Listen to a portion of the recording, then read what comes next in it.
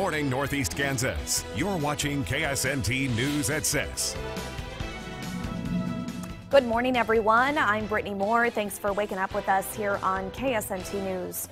We do have breaking news this morning. We are now gathering information on a major water main break in the city of Emporia today. KSNT News reporter Jared Thompson is live in Emporia right now this morning. Jared, just how many people are without water at this time? Well, Brittany, it's actually the entire city of Emporia that's without water, and so I actually have Public Works Director of City of Emporia right here, Frank Abart. So tell me, how did all of this happen? Well, essentially our water plant has two main feeds that come out of there and feeds the entire city, and in fact the bulk of the region as well. One's a 20-inch, one's a 16-inch, and somewhere around 2 o'clock, 2:30 this morning, there was a major failure on a 20-inch line. And we have kind of limited storage anyway, and it pretty well depleted our storage before we could get caught up with it. So at this particular point, plant is pretty well down, and there is no water pressure and just limited water actually to the whole city of Emporia at this point. And that also impacts a lot of the surrounding regions, like some of the smaller towns that we also supply water to.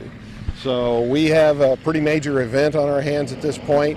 At this hour, which is roughly 6 o'clock hour, we are just completing the emergency locates, and equipment has been mobilized. It's standing by to do the dig.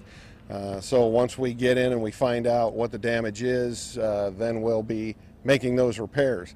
However, even after the repairs are made, there's going to have to be a boil order and a few other steps that we've never actually taken here before, at least that I'm aware of. And one last question before I have you go. Do we have a restoration time, idea, anything like that? When can residents see their water back on? Do you have any idea? I really can't say at this time. We haven't even dug because we're waiting for the utilities. So until those locates are done and we actually dig a hole to find out what the extent of the damage is, it's going to be very difficult to put a time on this, but I'm going to say sometime today.